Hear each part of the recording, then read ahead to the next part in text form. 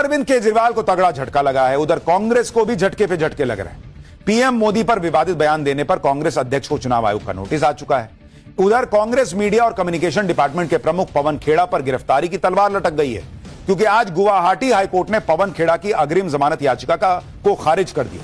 पवन खेड़ा को जमानत दिलवाने के लिए उनके वकीलों ने हाईकोर्ट के सामने तमाम दलीलें रखी, लेकिन कोर्ट ने हर दलील खारिज कर दी।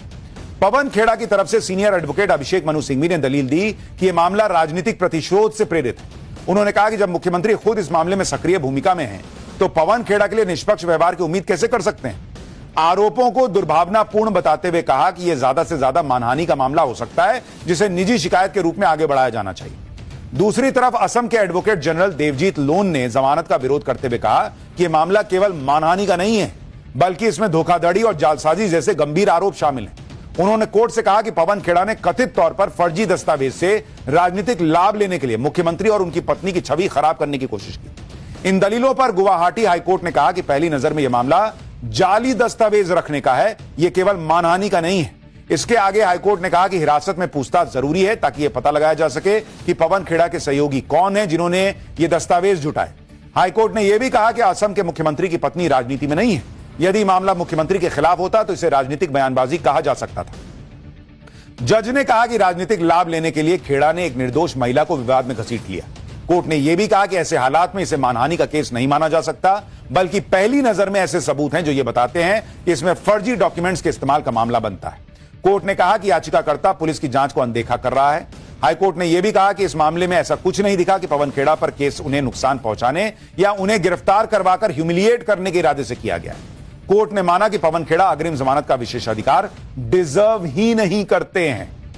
गुवाहाटी हाईकोर्ट से जमानत याचिका खारिज होने के बाद पवन खेड़ा पर गिरफ्तारी की तलवार लटक गई। हेमंत बिस्वा शर्मा पहले ही दावा ठोक चुके हैं कि वो पवन खेड़ा का पेड़ा बना के छोड़ेंगे, और ऐसे में पवन खेड़ा जो पिछले कई दिनों से गायब हैं, वो कहां हैं इसका सवाल खड़ा होगा। पुलिस अब उन्हें तलाशेगी, उनके पास बहुत ऑप्शन बचे नहीं है।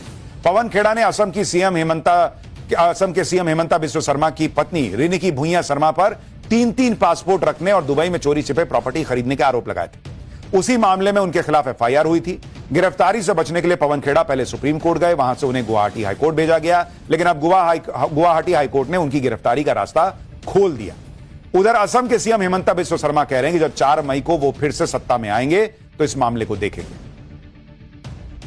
Whatever outcome of the case or investigation, it is entirely on Assam police. I will review the case only after 4th May if I come back to power. यानी पवन खेड़ा की मुश्किल और ज्यादा बढ़ गई है।